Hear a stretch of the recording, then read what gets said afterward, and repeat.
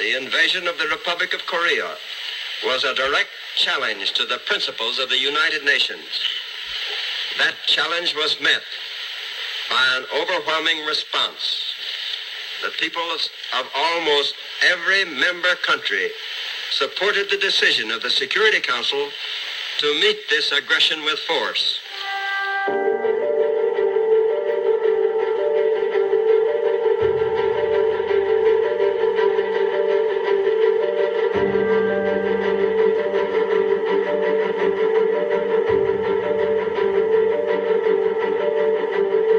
United Nations troops have seemingly sent the bulk of the communist forces fleeing in defeat.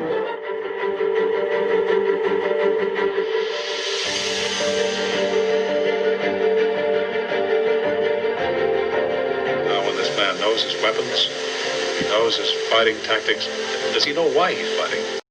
June 25th, 1950.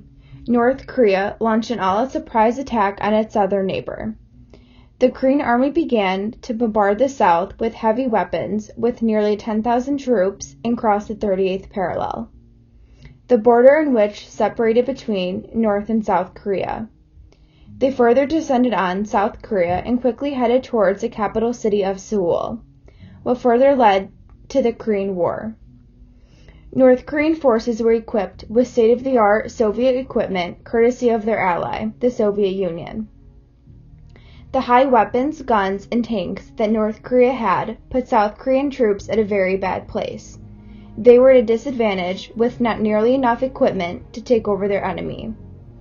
Despite the surprise attack, the United States acted under and quickly sprang to their defense of South Korea.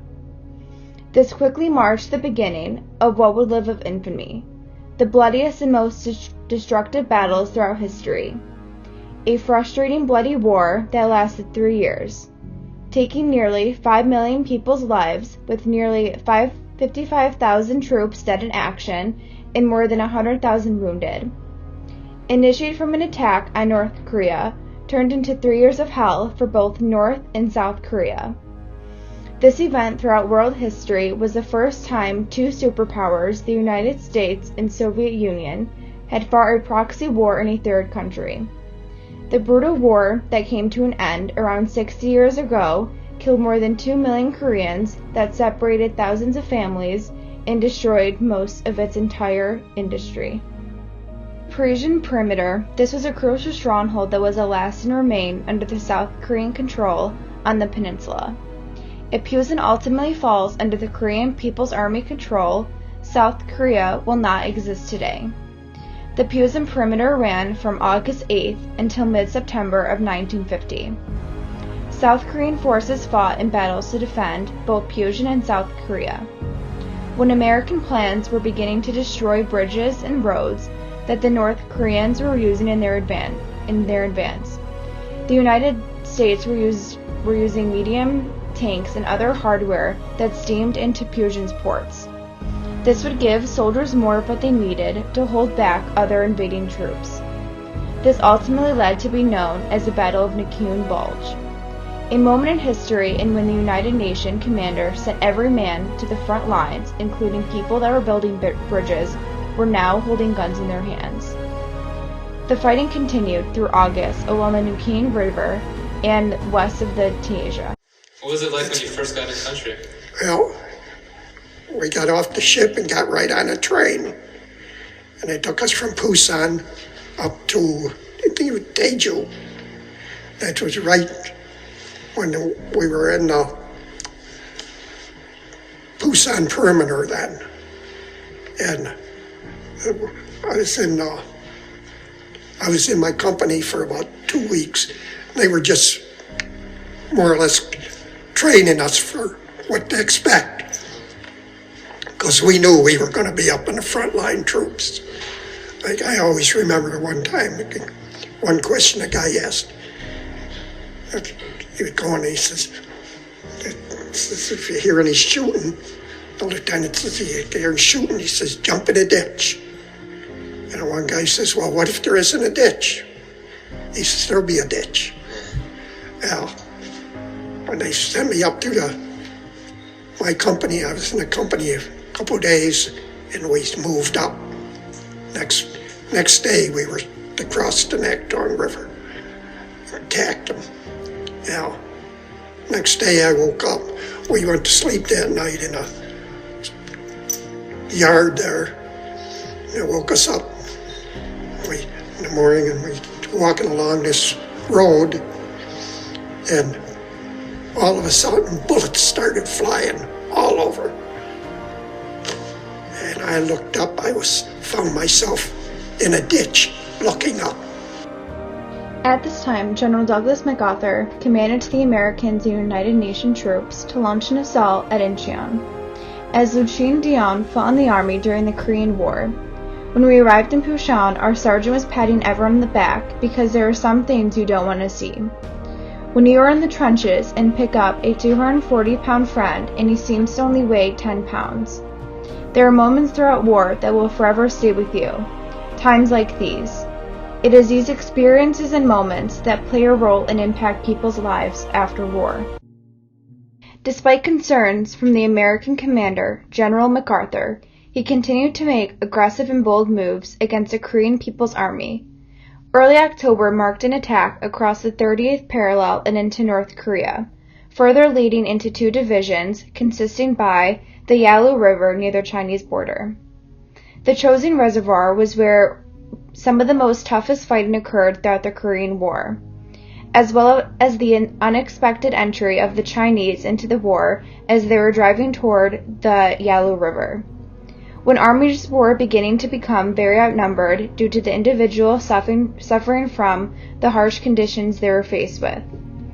As a result of the significant decrease in temperatures, lack of food, and fatigue on their way back to the coast they had to experience. The battle often swayed back and forth. Fighting was often intense, with heavy casualties and temperatures dropped to below zero. These were often described as heavy losses during the Chinese reservoir. Seen through the hardships and experiences faced by soldiers, by late November, China and North Korea had accumulated over 400,000 troops. The weather was bitterly cold in North Korea, and both sides were beginning to struggle with malfunctioning weapons, frostbite, and even death with the below freezing temperature. The Chinese suffered even greater losses, where 30,000 of their troops froze to death, with an additional 20,000 casualties in combat. As a private first-class Marine division in Korea, at the start of the Battle of the Reservoir on December 8, 1950, wrote to his son, "Dear Mom, this past Tuesday night all hell broke loose on all sides. When dawn came there was a dead man everywhere. Most of us left can hardly feel our frozen feet." Being a soldier throughout war consists of very dangerous situations while putting their health on the line, leading to very, very long-term health issues. At this time, soldiers were faced with traumatic experiences that resulted from the reservoir while having to fight on the front line. These experiences that soldiers went through in history were extensive and long-term, that will forever be a part of them for the rest of their lives. For all of the Korean Wars, the War of 1950 to 1953 still rises above all of the communal and international violence. In history, soldiers are risking their lives for the better of our country. No matter what the outcome may be, they live their lives at home to fight for our country, putting aside all the health risks and damage done by the war. By January 5th, the Chinese and North forces had pushed the United Nations command forces back and captured Seoul again. The following months that followed, both sides were evenly matched, and the fighting continued with heavy losses. By mid-March, the United Nations captured Seoul again, and the city began to become destroyed, with peace talks began to occur throughout North Korea. As a husband fighting in the Korean War wrote to his wife on March 14, 1951, "Dear Rosarie, just got in from the infiltration. It was a lot of fun going through it, and it was really a sight to watch through all the bullets up in the sky. Also, there are a lot of landmines every so often that explodes and throw dirt all over you."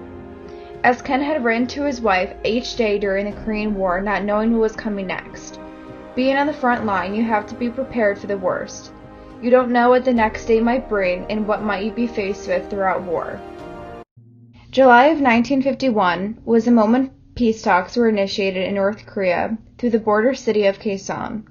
Still, after the continued failed peace talks, negotiations continued to build tension around the process of war prisoners. South Korea and the United States had wanted voluntary reparation in order to ultimately allow the detained soldiers to choose which country they wanted to be released to. Although China and North Korea feared that many soldiers would choose not to return and therefore refused to accept an agreement that included voluntary reparation. At this time, the participating partiers were not able to reach an agreement, and the war still continued on because of their differences. However, by 1953, 3 years after the Korean War had initiated, the Soviet Party ultimately decided, without the support of Russia, China backed down, agreeing to voluntary reparation. This ultimately allowed for detained soldiers to choose which country they wanted to be released to.